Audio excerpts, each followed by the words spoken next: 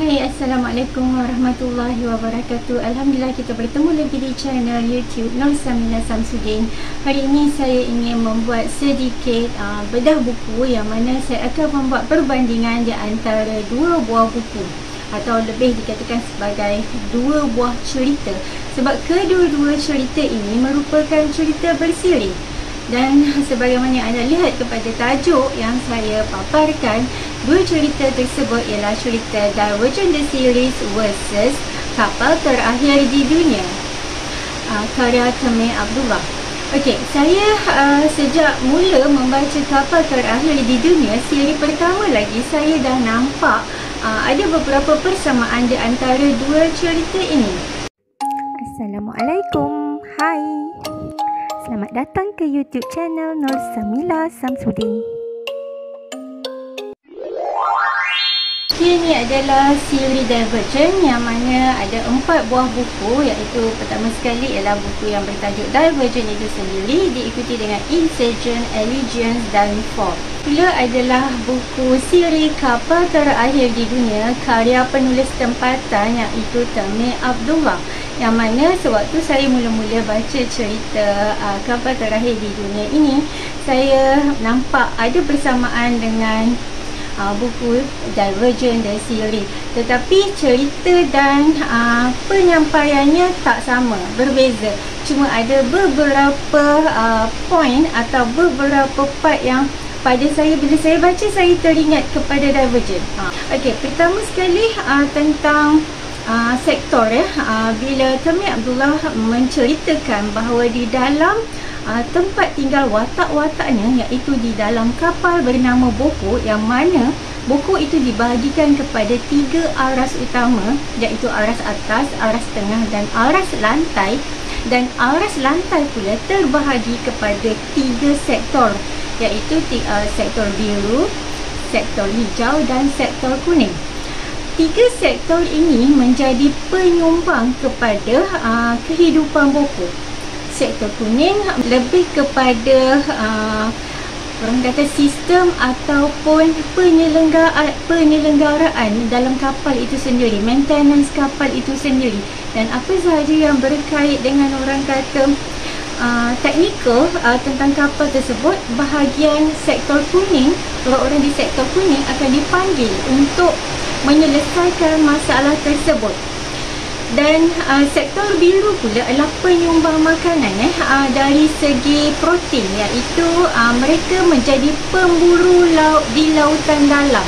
Mereka akan menangkap ikan, menangkap paus dan berlawan dengan jerung untuk mendapatkan makanan yang berbentuk protein kepada orang-orang yang tinggal di dalam Boko ini. Dan mereka ini dilatih untuk menjadi pemburu, pemburu makanan di lautan. Sementara sektor hijau pula merupakan penyumbang kepada kajian, iaitu makanan di atas darat. Mereka mengkaji tumbuh-tumbuhan untuk buat ubat, untuk dijadikan makanan, ditanam dijadikan makanan. Mereka juga mengkaji tentang penternakan di dalam kapal, ternak lembu, ternak kambing. Dan ketiga-tiga sektor ini amat penting kepada kehidupan di dalam Boko itu sendiri. Dan apa pula persamaan yang saya lihat di dalam Divergent The Series? Buku pertama yang saya baca, Divergent, dia menceritakan tentang faction. Faction tu macam kalau tadi dekat Kapal Terakhir di Dunia kita ada sektor-sektor dan penghususan orang yang tinggal dalam sektor tersebut. Sama juga dengan dalam Divergent, yang mana faction di dalam Divergent terbahagi kepada 5 faction: Abnegation, Kanda, Erudite, Dauntless dan Amity. Okey, 5 faction. Abnegation, mereka kebanyakannya adalah orang-orang yang bekerja di sektor pentadbiran. Bagi Dauntless, mereka ketenteraan, yang mana mereka berkawal untuk tempat tinggal mereka itu. Yang ketiga, Erudite. Erudite ni orang yang lebih kepada sistem, dan juga mereka dikatakan sebagai orang yang bijak pandai, sentiasa mengelik buku ke mana sahaja mereka pergi. Dan kita juga dengan Kanda.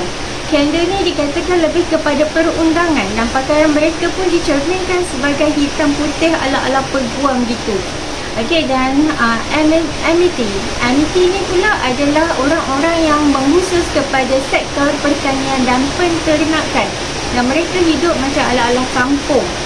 Jadi begitu orang kata harmoni sangat digambarkan di dalam cerita Divergent ni, sangat harmoni. Mereka tak sukakan keganasan berbanding dengan Dauntless. Okey, yang mana dia memang diajar orang kata sangat sosial dan sangat berani. Okey, dan pembahagian di antara faction ini saya bandingkan dengan pembahagian sektor di dalam KKTD. Di dalam KTDD, kat situ kita nampak persamaannya, iaitu yang mana kedua-dua sama ada faction atau sektor ini mempunyai pengkhususan dalam pekerjaan mereka. Okey, perkara kedua yang membuatkan saya bila membaca KTDD teringat kepada Divergent ialah tentang gelandangan yang diangkat oleh kedua-dua penulis. Okey, di dalam KTDD, gelandangan itu disebut sebagai batu, yang mana batu ini tidak menyumbang apa-apa kepada buku, kehidupan buku. Mereka ini dikatakan hanya memberatkan buku sahaja. Dan gelandangan di dalam KTDD merupakan orang-orang tua yang sudah tidak berupaya lagi untuk menyumbang tenaga dan mata mereka pun sudah buta. Maka mereka duduk di lorong-lorong di celah-celah bangunan. Manusia lain yang dikatakan sebagai gelandangan batu dan tidak berguna di dalam KTDD merupakan manusia yang telah cacat anggota badannya, sama ada dia tak mempunyai tangan atau tak mempunyai kaki, dan dia tidak boleh bekerja lagi untuk menyumbang kepada kehidupan buku. Dan mereka-mereka ini disebut sebagai batu di dalam KTDD. Okey, bagaimana pula dengan gelandangan di dalam Divergent? Mereka disebut sebagai factionless. Okey, factionless ni pula adalah orang-orang yang dikatakan tidak memilih untuk berada di dalam mana-mana faction. Okey, di dalam Divergent ni bila dia dah cukup umur 16 tahun, mereka akan disuruh memilih mereka nak masuk ke faction mana. Abnegation, Amity, Dauntless, Erudite ataupun Candle. Okey, dan bila mereka gagal untuk membuat pilihan, mereka akan dijadikan sebagai diletak sebagai factionless. Dan factionless ni memang orang kata tak dipandang orang, sebab mereka seolah-olah useless, mereka tak guna. Kehidupan mereka di celah-celah bangunan ditempatkan di sana tanpa ada pekerjaan yang khusus diberikan kepada mereka berbanding dengan mereka yang mempunyai faction. Perkara ini membuatkan saya bila baca KTDD saya teringat kepada Divergent. Bila sebut batu, beban kepada buku, saya teringat pula kepada factionless yang menjadi beban kepada kerajaan di dalam Divergent. Okey, yang ketiga, apakah persamaan di antara KTDD dan Divergent yang saya jumpa? Okey, kalau di dalam KTDD saya dapat lihat bahawa watak utama kita, Arya, dia telah membuat satu tindakan yang melebihkan undang-undang buku berbanding dengan keluarganya sendiri, yang mana Arya telah melaporkan pengkhianatan ayahnya terhadap buku kepada pemerintah tempatan sehingga ayahnya ditangkap dan mati terbunuh. Okey, dan sebab Arya rasa bahawa siapa-siapa, tak kira ahli keluarga dia ke, siapa-siapa saja yang mengkhianati buku memang patut menerima hukuman. Dan di dalam Divergent ada satu frasa yang memang mereka agung-agungkan, iaitu faction before blood. Okey, yang mana mereka akan melebihkan faction mereka berbanding darah daging mereka. Dan kita boleh lihat benda ni seolah-olah macam satu persamaan, cuma dibawa dalam bentuk yang berbeza, olahan yang berbeza, dan mesej yang nak disampaikan juga berbeza. Okey, dan yang keempat, apa lagi persamaan di dalam KTDD dan Divergent?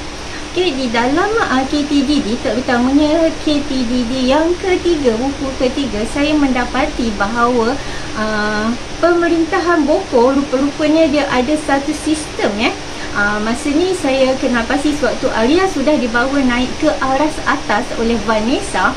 Arya telah dibawa ke dalam satu bilik yang macam bilik sistem berkomputer, yang mana kata Vanessa, bila orang aras lantai sudah tidak mampu dikawal, seolah-olah mereka ni macam nak memberontak ke, ataupun mereka nak diarahkan untuk berada di dalam sektor masing-masing, tak boleh berada di luar, maka orang di aras atas, iaitu manusia suci, akan menekan satu butang kecemasan, yang mana butang kecemasan ini dikawal di dalam bilik sistem berkomputer, ya. Di dalam bilik itu akan dapat melihat, dapat mendengar apa yang orang aras lantai buat. Jadi mereka boleh kawal dengan cara menekan macam ala-ala panic button macam tu, iaitu dikatakan sebagai butang emergency. Dan Arya dapat membayangkan bahawa butang emergency tu bila ditekan, buku ni akan bergegar. Dan amaran diberikan kepada orang aras lantai, mengatakan seolah-olah Mogo telah menyerang. Sedangkan ia hanyalah satu kawalan, bukannya serangan Mogo yang sebenar.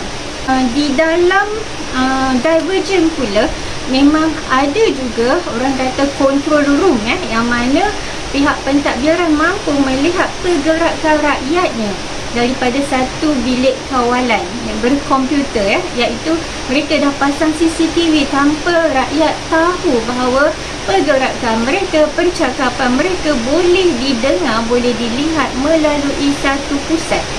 Jika anda pernah membaca Divergent The Series, anda akan lihat bahawa Divergent The Series ni sebenarnya dia romantic thriller, ya. Tetapi berbeza dengan KTDD, langsung tidak ada babak-babak romantis pun di dalam cerita KTDD. Walaupun asalnya kita nampak pada KTDD 2 seolah-olah ada bibit-bibit cinta di antara Vanessa dengan Arya, tetapi hanya sekejap saja. Orang kata kalau orang kata dalam 1 atau 2% saja, kemudian perkara itu dibunuh terus. Tak ada babak-babak romantik lagi, melainkan benda itu satu kepalsuan. Okey, dan Vanessa memang betul lah dia jatuh cinta dengan Arya ni, tapi ia tak berlaku sebaliknya kepada Arya. Okey, dan Arya hanya mahukan kebenaran, dia hanya mengikut sahaja. Okey, dan memang tak ada babak-babak romance dalam KTDD berbanding dengan Divergent The Series. Itu satu perkara yang berbeza. Okay, dan kita tahu juga bahawa Divergent The Series dia memfokuskan tentang divergent itu sendiri, yang mana manusia yang mempunyai orang kata sifat atau sikap divergent di dalam diri mereka menjadi sasaran pemerintah mereka. Tetapi di dalam KTDD fokusnya pula kepada pemerintahan yang kejam, yang mana rakyat akan bangkit memberontak jika mereka ditindas. Dia lebih kepada survival kehidupan manusia aras lantai, yang nak bangkit setelah ditipu beratus-ratus tahun. Dan di situlah persamaan dan perbezaan yang dapat saya rungkaikan dan kongsikan dengan anda. Selepas ini saya akan membuat ulasan buku KTDD yang ketiga. Sekian, Assalamualaikum warahmatullahi wabarakatuh.